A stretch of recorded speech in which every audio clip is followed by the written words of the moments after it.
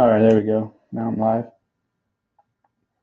So even if I'm not live, this will be a good recording for you guys to watch later as your walkthrough, since there's so many questions about how version 4 works, which is pretty much the same as version 3, except version 4 has the OSD and LEDs and whatnot.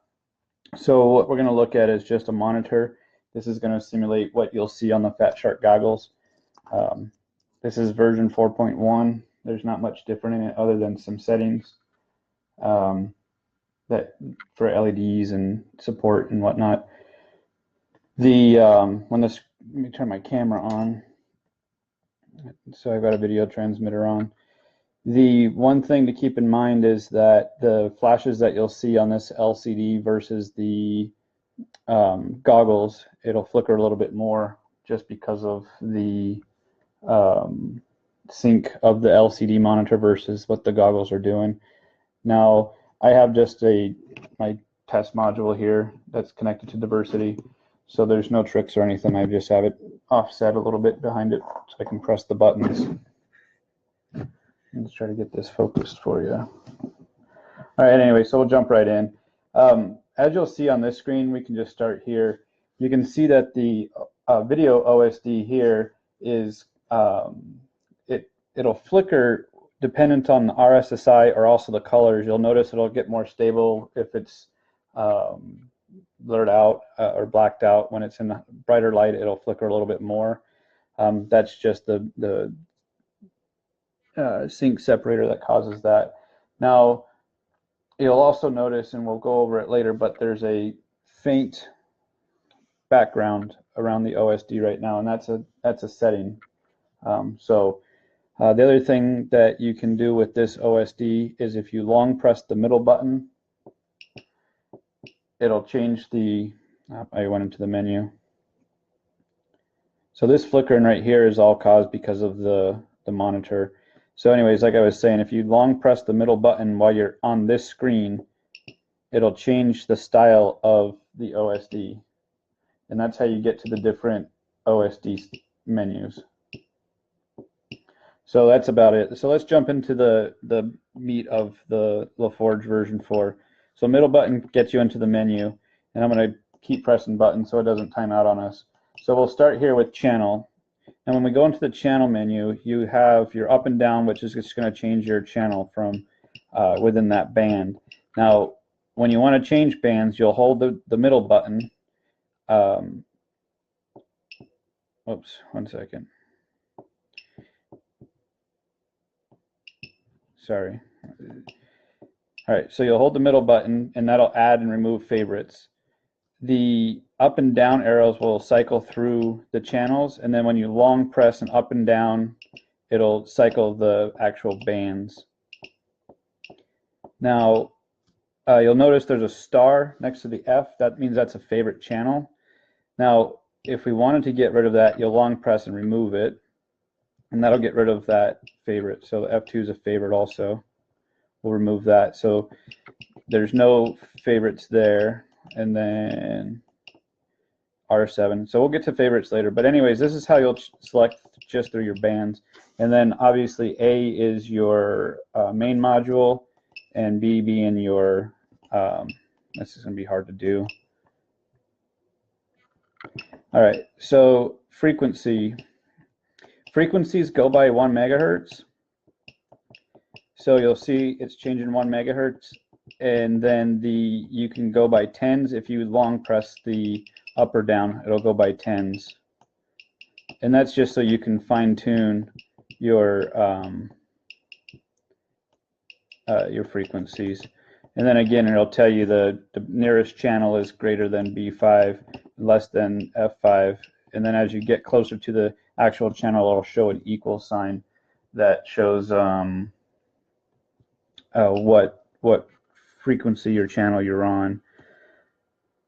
Let's see, next one down is favorites. So favorites is useful for when you go to an event that has pre-selected channels. So in this case we have F6, R7, R8, R1, R2, which were frequencies that were used at CFL FPV. So let's say I go to a different one and they're using a different IMDb or IDB, whatever they call it, the range of frequencies. So what I would do is I would start by removing all my favorites. So this is, I'd go into my favorites, I'd long press to remove all of my favorites. So now I have no more favorites, it'll default here, and I can't do anything else inside of favorites. So then I would come back out, I would go to my channels, and then I would go to all of the channels that I want. Let's just say it's going to be all the channels with a 1. So we'll make A1 a favorite, long press to B1, we'll make that a favorite, long press to E1, that's a favorite,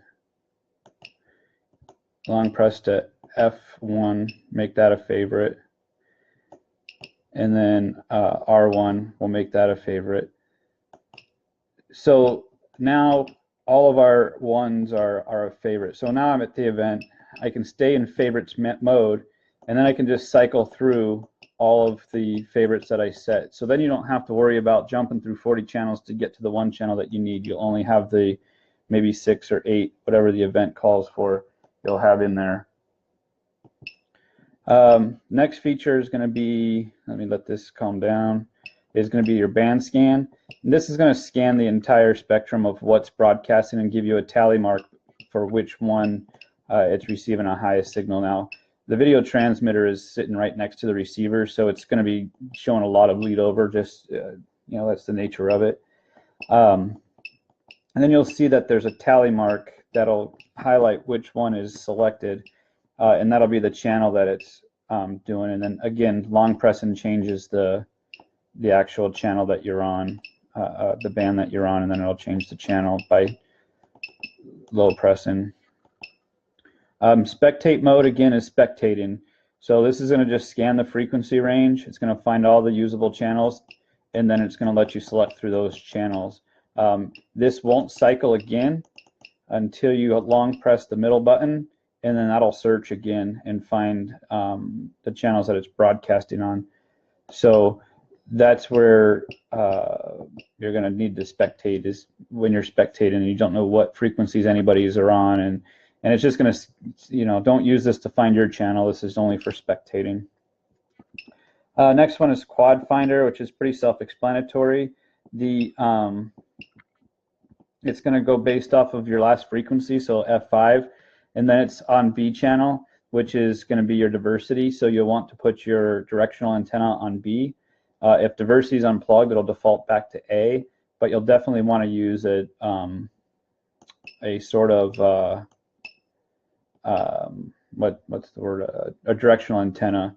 And then you can see here, if I press up, it'll change it to A, so you can use your A channel for it. And if you select down, it'll change it back to B. So you can select which antenna you want to use or which module you want to use, but you'll want to use the one that has the directional antenna on it.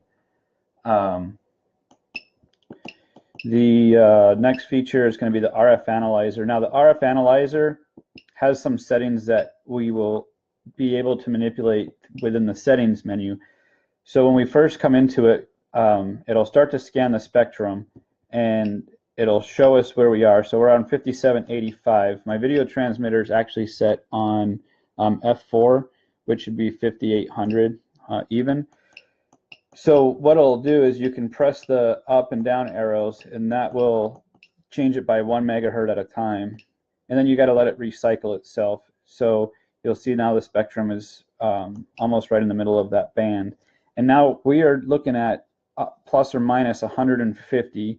Now, if I long press the middle button, you'll see that it changes. Now it's more detailed. Now it's plus or minus 25, plus or minus 50, plus or minus 75, 100, 125, 150, and 150 being the greater of the. Then again, long pressing changes it by tens. So let's jump out of the 5800 range. So let's just say you're trying to find where your video transmitter is doing. And remember, most video transmitters have a bandwidth of plus or minus 8. And that's why we're seeing a lot of this bleed over. This might be the audio channel because it's not grounded. And also, like I said, we're sitting right next to this video transmitter. So we're going to see a lot of weird stuff with the spectrum analyzer. But that's how that'll work. You can really fine-tune your video transmitter this way, and this is where you're going to want to use the single digits for your channel selection. So like we'll just stop on 5907. Now when I come back out to my frequency, it'll be on 5907, so you don't have to like really do much work with remembering. And then that'll be on 5907, and it's greater than E6. So when you want to come back, you would have to change it, and then it comes back and gets rid of that frequency because we're on the channel options.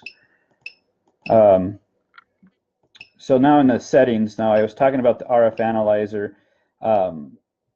Within the settings, we can come down to our units. This units is actually the units for the RF analyzer. So if you want to see the raw data, percent, or the dBm that you're receiving, that's where you would change that. So let's change it to dBm. We'll come down here, save and exit, and then we go into RF analyzer. Now we see a different value here, and that's what the settings menu, when you see that data, the units here is dBm, raw, or percent. And then, so now I have it on percent. I come back out, I go to the RF analyzer, and now you see it's a percent. So that's what those settings are for. It's for what you see in the RF analyzer. Now going back into settings, you'll notice every time I push the button, you'll hear a beep. And that beep will also change. You'll also hear a beep every time the antenna changes. Now, when I go into settings, the beep's the first option. You can turn it on or off. Now when I go through, you don't hear anything. And that'll also disable the beeps that you'll hear when the antenna is switching for diversity. So I'll turn it back on just so you know when I'm pressing a button. Quick boot on and off. That's just what it is. It won't show a screensaver when it boots, or it will show the screensaver or background image when it boots, which will be able to be changed once the configurator is released. Diversity mode, so a lot of times you'll hear me, if a guy's trying to troubleshoot their system, they're not able to see their diversity module, I'll tell them, or they feel like they're not getting a good signal anywhere, and I'll tell them to test their A module and B module independently. So what you'll do is you'll come into this diversity mode, you'll come into it, and you can select A, B, auto, and that's what I'm telling them to do. Come in here and select A, that turns off the B module, and then come back in, select B, and then you'll go fly. And if you realize that or feel that one antenna or module has a better reception than the other, then it helps us narrow down which antenna might be causing a problem, or which module might not be calibrated properly. But that's what the diversity mode is for. It's to change between that, and then once it's in auto, then that's obviously it's going to auto select between the diversities. Now the diversity speed is, don't let this confuse you. 1 is the greatest speed and 5 is the slowest speed. Now I went out of focus here. Sorry, I wasn't looking at the screen. Stupid camera. No, I can't lock my focus. I don't know what I'm doing. I'm kind of a noob for this live stuff. I'll pay more attention to the screen though, so I don't lose it. Yeah, I don't know if there's a lock on this camera. All right, so let me come back. Where was I? Settings. Okay, so diversity speeds. Now you're going to have a 1, 2, 3, 4, and 5. Again, like I was saying, is 5 is the slowest speed and 1 is the fastest speed. And it's not the speed in which it switches, it's how often, or it judges the wins and losses, and it's more sensitive, I guess is a proper word of saying it. So if you're on 5, it's not going to change as often as if it's on 1. So if you're like in a parking garage and you're in a really big multi-pathing environment, you might want to put it on 5 so that you're not just jumping back and forth like crazy, and we've all been in those multi-path environments where both antennas are just going nuts and your goggles are just beeping because it let me go back to this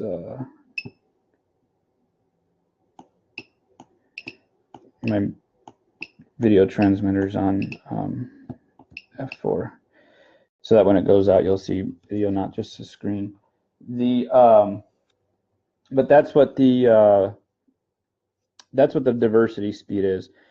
So I put mine on slow, and in a strong multipath environment like a parking garage, you might actually benefit from just running a single module, not even running diversity, and in which case you could just, again, go into your settings and then just select the module that you want to use with that antenna. But that's what your diversity speed is. Default is on 2. I know Alex Greaves likes it on 5. He doesn't change it. He doesn't like to switch too often, so he leaves it on 5. But you'll notice a big difference between 1 and 5 on how often it switches. So I just recommend learning your environments, learning the settings, and then you'll come to realize which one works the best for you and where you're flying. And every place is going to be different. Every antenna is different. So there's not really, I can't tell you to use this all the time or use the other one all the time. Units we went over. Now OSD mode. Now, so we have 2 OSDs, like you guys know. OSD that we're looking at, which is what I like to call the menu OSD, and then we have the video OSD, which I touched on at the beginning of the video. Now, so when we go into the video OSD, I have it just on, and that's when I talked about that the background. It's kind of shaded, and I'll try to see. You can kind of see it there. There's that shaded background. Now, when we come into our OSD settings, this is talking about our video OSD. So on minus BG is minus the background. So I don't know if I hit save on that. So let's let this time itself out.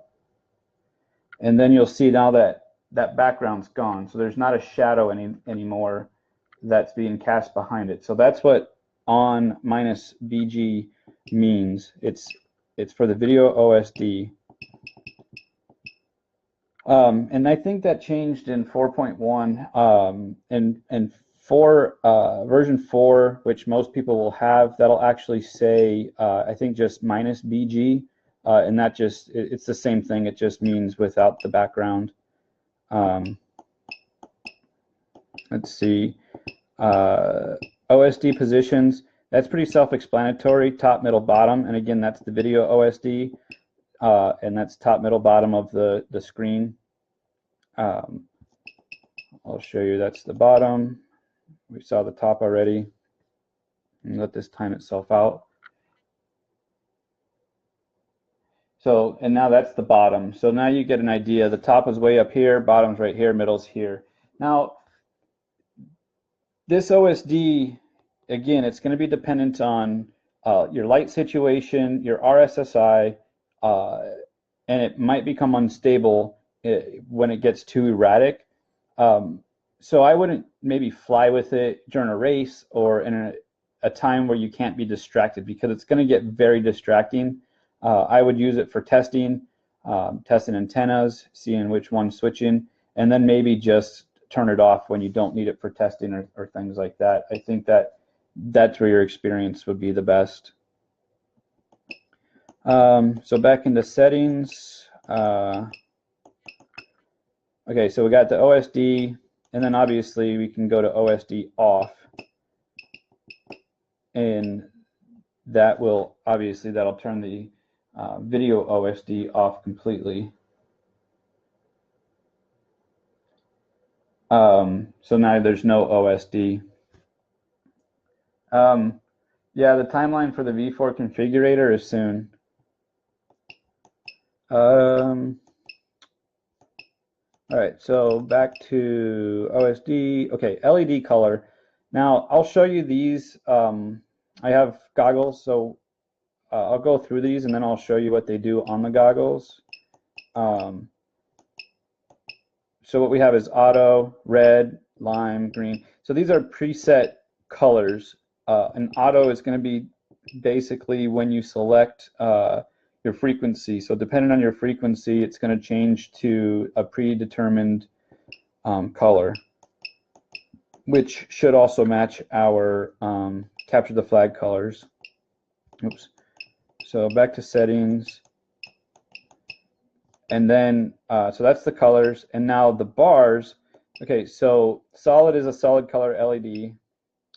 Fade is more of a dimmed LED. And now the two bars, you have bars going out, and then you'll have a setting for bars going in. And what this is it will take your 16 LEDs, split them in half, so you have 8 on both sides, 8 assigned to A channel, 8 assigned to B channel, and it will flash based on your RSSI like an old school stereo equalizer bar. So the higher the RSSI, the greater number of LEDs will be lit, and then it just kind of sequences back and forth like an old school equalizer bar.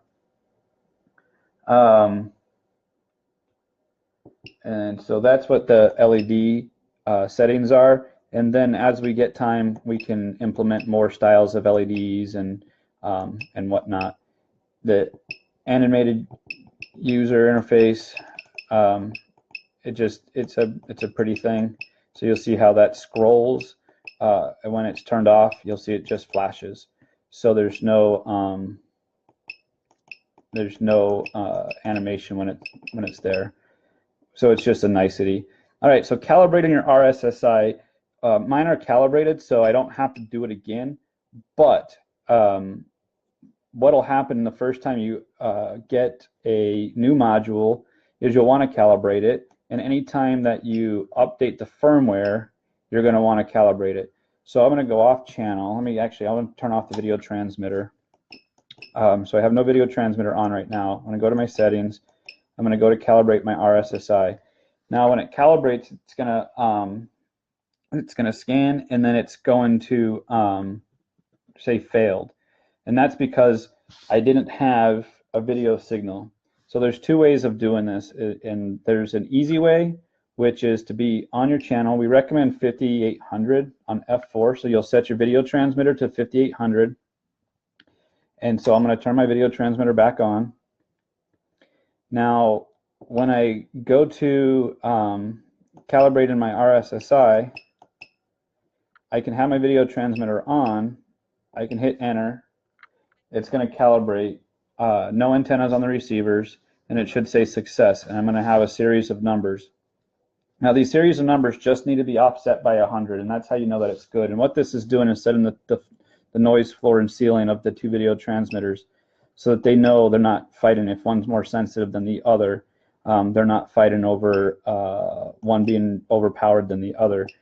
Now, the more advanced way of setting up the calibration and to get a better noise floor would be to turn your video transmitter off, and then you'll start calibration and then turn your video transmitter on.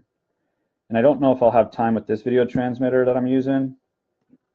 Okay, it worked. So it lowered the noise floor just a little bit, but that would be the more advanced way of doing it. But you'll have to be in a video transmitter that doesn't go into pit mode or doesn't have other sequences. I'm using our DMT video transmitter, so it takes a little bit longer for it to boot up. So I wasn't sure if it would work or not.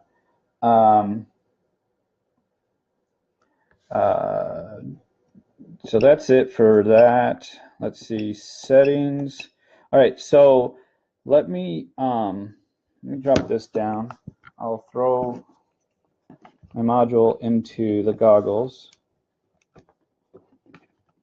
and you won't see anything except for on the screen, but this will be,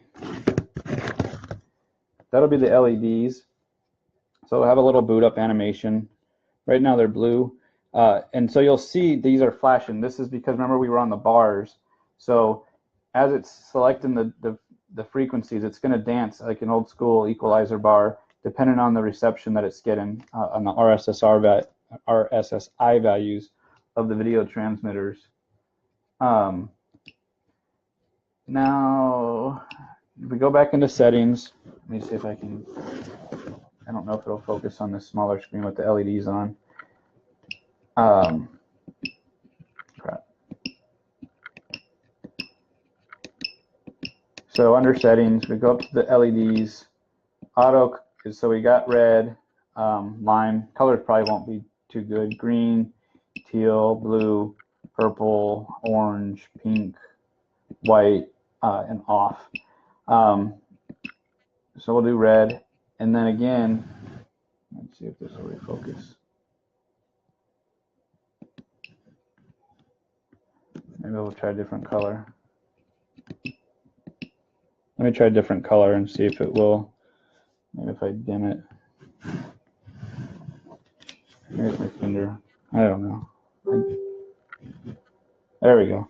Sorry, I'm not using any professional camera equipment here.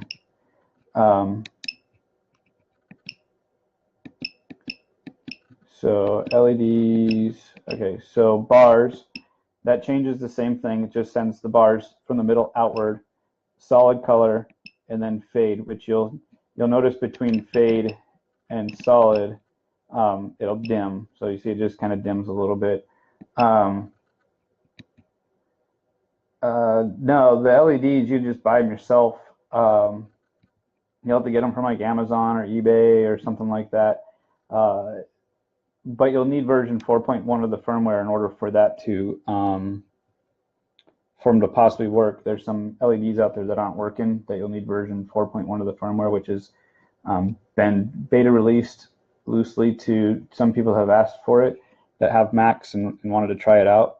The other feature that we didn't really go over because we weren't showing the OLED screen is this screensaver can also be changed if you long press the middle button.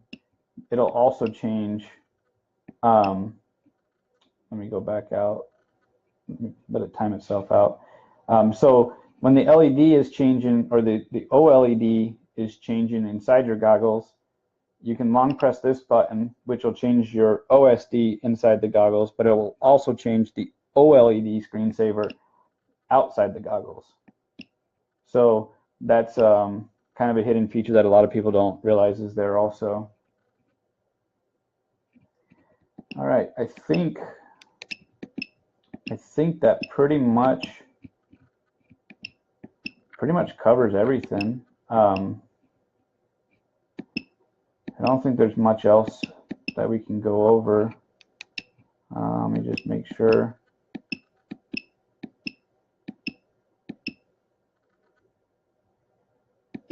No, I think that's it. Yeah, so that's pretty much all there is to the version 4. Again, it's almost the same as version 3. All it has is a little bit of extra features, you know, the OSDs and whatnot. I know one of the questions that has been asked a lot, I guess we can kind of go over, is how are the LEDs installed? So this isn't a full tutorial on that. Basically, what you'll do is you'll get your LEDs, which I'll throw a link up to the kind that you need. There's the LED pads are on the back, so you have your data pad for the LED, which is, let me try to get that focused again. Maybe not. There we go. Oh, there we go. So you'll see one of these says LED, and then the bottom one says ground. So the LED is your data one for your LEDs, and then the ground one is the ground. You wire that to your data of the LEDs, and then the ground of the LEDs.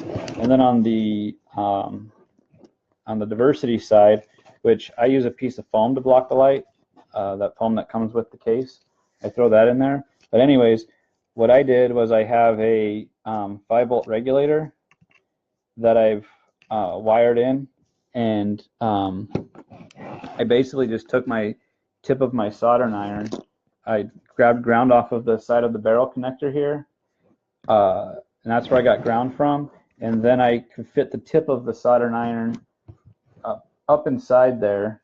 I don't think I have, there's a little antenna, but I fit the tip of the soldering iron and just touched the back of the barrel plug, and that's where I got my power from. went to the 5-volt regulator, and then the 5-volt reg went to the power and then the ground of the LEDs. And so that's how you get power. Don't power the LEDs off of the goggles, directly off of the source of the goggles on the other side, or else it probably cause a lot of problems. I'd imagine that ribbon cable would give out pretty quickly if you did that. But anyways, the regulator, there's a lot of room back here. The regulator fits right in there. And again, I use a piece of foam, and that kills all the light leakage that you get. And then you would just install the diversity again. And then, you know, this side here is goes right in, and then you have your door that would cover all those lines. Let me see what kind of questions equals OSD equals a little bit. Yeah, so like Shay says, the call sign is in the configurator. I don't know what you mean by OSD a little bit, Yash. And any chance you guys, or maybe a third party, has a better module doors? The ones that come with it, mostly the main module door is less than desirable. I know it doesn't really matter, but it would be nice to have. All right, so most people that complain about the door haven't watched the door install video. These doors fit very well.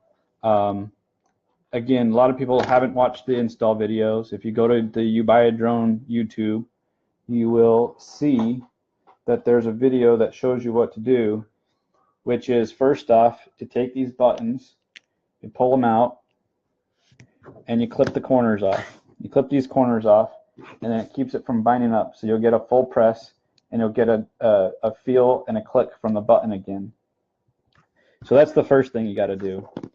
The second thing is that, depending on if it's an internal or external install, if it's an internal install, it's going to be a lot tighter for you in this area. In an external install, you've got to remove enough of this material for it to work. So let me get this on here real quick. So that's on. Okay, so a couple of mistakes I see is that guys don't get the buttons tucked in, and those are hanging out, and then they don't get these on. Very rarely, I've only seen it a handful of times out of the tens of thousands of these that have been sold, the factory will have forgotten to clip these two SMA pins off. So if they're there, that's going to cause you a problem, but more than likely they don't exist on your modules. But anyways, you got to make sure that it's clipped up around there and that it's over it, and then same with this side also, that it needs to fit into this channel. And once it's in that channel, you just push this in, and then it'll fit. I mean, there's not really much else. I mean, obviously the mold might change a little bit here or there, but it's in there really tight. And here, I'll screw this rubber ducky on, and okay, I'm gonna start pulling on this. So that's pulling straight out. So it comes undone here, but it's not undoing your pins.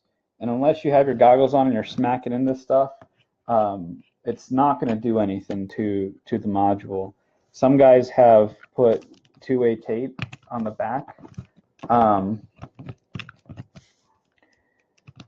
their module, but by putting two-way tape on this, you're really going to be stressing this to get it out, and you're going to break it. So I wouldn't really put two-way tape on it if you can avoid it at all costs. But as far as there being a third-party, Great 3D prints them. That design is based off of, or the molds are based off of that design from Brent. So are you going to benefit? Probably not. But if you want to try it, they have colors. You can do that.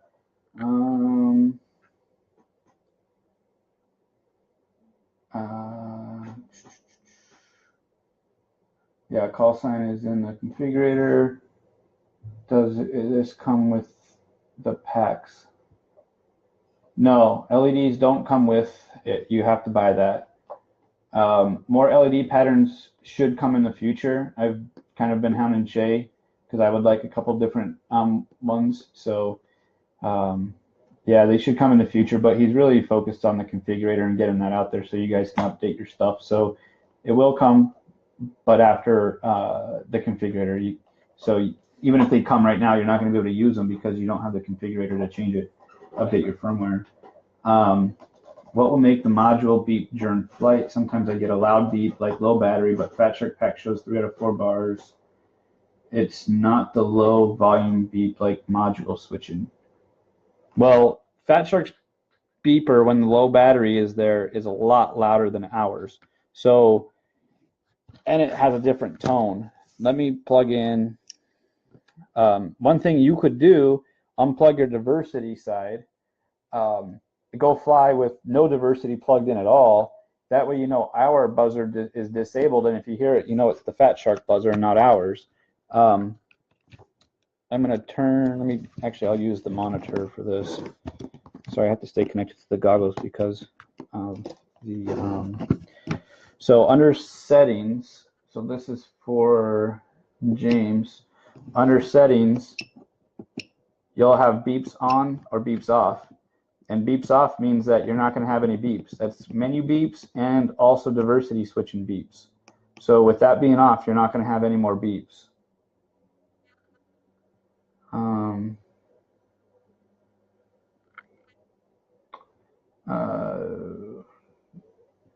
Yeah.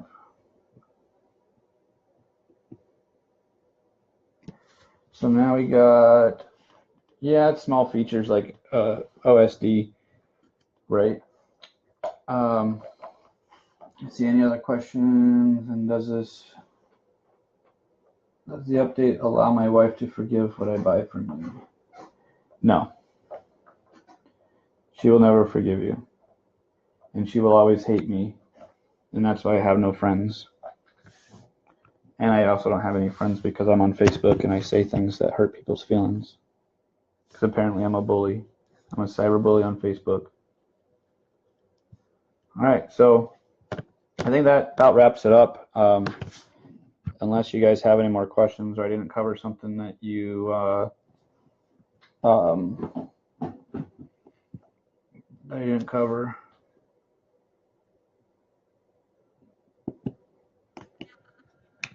Let's see. Is there anything that I do with these that I feel others can benefit from? Let me think. I know one thing that I do, and it, you know, if I'm a spectator, I sometimes will only use my Omni and I won't use diversity. I found that if I don't know what antenna the other pilots are on, because I know at events they'll be on left or right, left or right. If I don't know what antenna that they're specifically on, I will turn my directional off and I will only use my Omni. And again, that's what you would do from within the settings on the diversity menu. You would just select A, and then that way you're always only on the A channel. And I only use my Omni when I'm spectating. I don't ever use my diversity side when I'm spectating unless I know exactly what antenna direction that they're using. And I've found that that just gives me the best results at an event, and especially when I'm in spectate mode and I'm just jumping through channels. Let's see.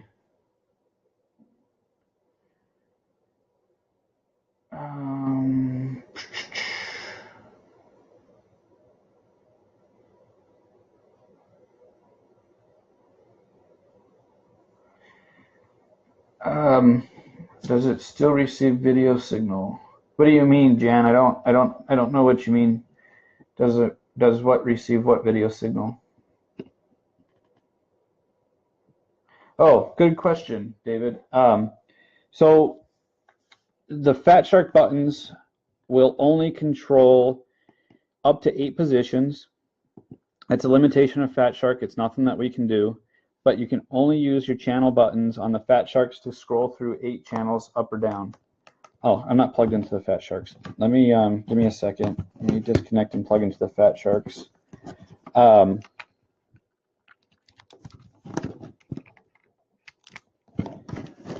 And then you won't be able to see the screen except for on here. So Fat Shark buttons will give you 8 up and down. So you can start at, let's start at F1. Okay, and it'll rotate itself through. So it'll go 2, 3, 4, 5, 6, 7, 8, and then it won't let us go any further. And that's a limitation of the Fat Shark buttons.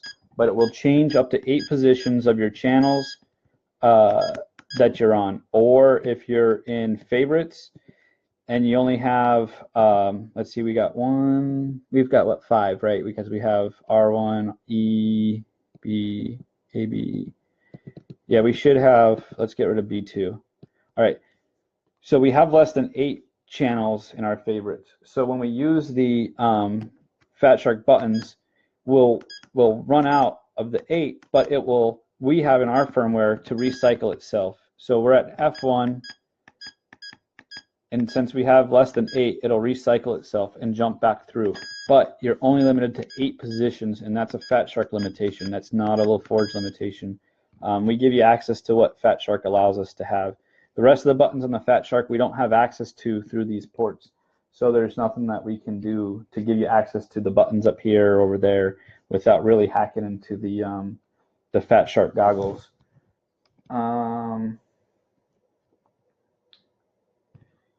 So yeah, the pit mic, which is this one here, it's a very linear mic. In version 4.1, it should be working. I think we confirmed that last night. Hardik, I was talking with him, and I think he said that it was working with 4.1. So it should be working. I don't like to give only my experience because sometimes my experience is more controlled than others. But it is a very linear and low gain mic, so we do suggest that you use some sort of software later to increase that audio gain so that you can actually hear what you might have been saying and whatnot. I believe that future firmware will be able to control turning off the quad audio and selecting which you want to record, whether it be pit audio versus quad audio. That way, if you're recording quad audio and DVR audio, you still have separate channels. The way Fat Shark does it is they give you a left and right channel, but then they create a mono when it's embedded into or I guess there's a better word for that, but I'm brain farting for it right now. But nonetheless, it's not our fault. It's Fat Shark for changing left and right into a mono. They don't keep it stereo once it goes into the DVR. Let's see.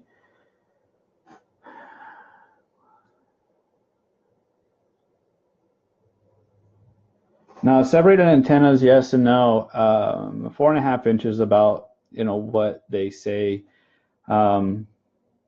In theory, it's better, but if you're in a closed place like a parking garage, like I had mentioned earlier, I don't suggest using I don't suggest using diversity in a parking garage.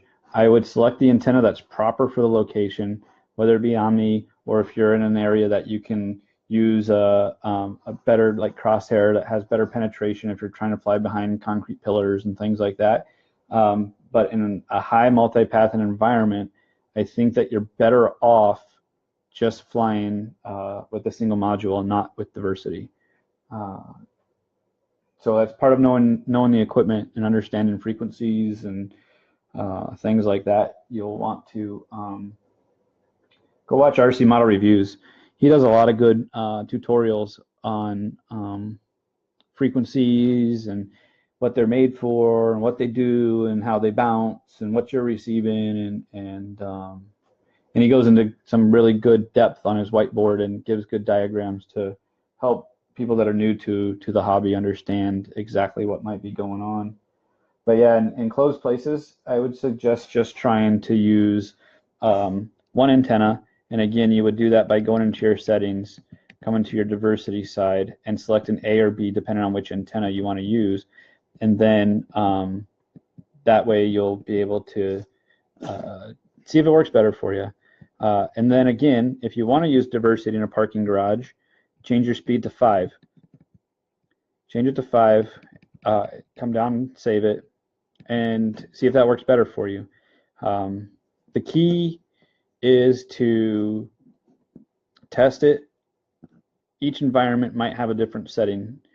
So you're going to want to make sure that you do some of your own testing. There's several different parking garages built with several different types of materials, so we can't really tell you which is going to be the best. But in my experience, no diversity in a parking garage is better, or at least on diversity speed 5, so it's not switching so much.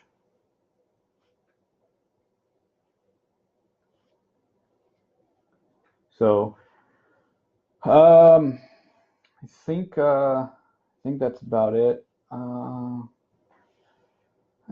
haven't really unpacked from CFL FPV, so I can't really show you any cool things that I have. They're all still packed away, or else I could show you some cool stuff. I'm looking around my desk to see if there's anything cool to show you. I don't see anything. Nope, nothing cool. Nothing cool to show you. So I think that should be pretty much it. If you have questions later, just post them on this video, and then we'll just text you the answer. Do that. So I hope you learned something today. And what did Jerry Springer say? Until next time, take care of yourself and each other. Peace.